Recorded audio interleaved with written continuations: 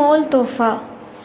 Play ground میں بیٹھے طالب علم گپ شپ کر رہے تھے کہ ایک نے سوال کیا، یار ایک بات تو بتاؤ، اگر کوئی کسی کو بہت قیمتی تحفہ دے اور دوسرا دوست اس کو تحفے میں نہایت سستے یعنی صرف تازہ پھول اور بزرگوں میں سے کوئی صرف دعا دے تو کون سا تحفہ انمول ہوگا؟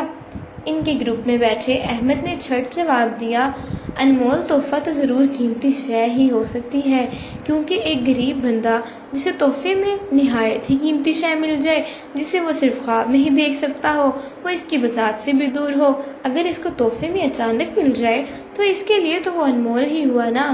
یہ باتیں کرتے ہوئے احمد کا مغرور لہجہ علیم کو بہت کچھ سکھا گیا۔ علیم جان چکا تھا کہ ہر قیمتی شے تحفے میں ملی ہوئی انمول نہیں ہوتی۔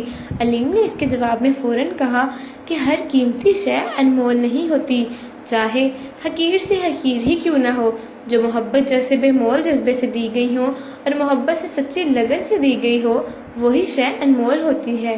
چیز کی قیمت نہیں بلکہ وہ جذبہ بتاتا ہے کہ تحفے میں دی گئی شے کتنی انمول ہے۔ پھر ان کے ساتھ بیٹھا علی کہنے لگا، یار سب چھوڑو، بزرگوں کی دی گئی دعا ہی انمول ہوتی ہے آج کے دور میں، اور دوست کی جانب سے سچے جذبے کے تحت دیے گئے تازہ پھول ہی انمول تحفہ ہے۔ ساتھیو، اب آپ ہی بتائیں کہ انمول تحفہ کیا ہونا چاہیے، قیمتی شے، دعا، یا پھر محبت کے جذبے سے سرشار کوئی حقیر سا تحفہ؟ ہماری رائے تو یہ تحفہ کوئی بھی ہو، وہ کبھی حقیر نہیں ہو سکتا۔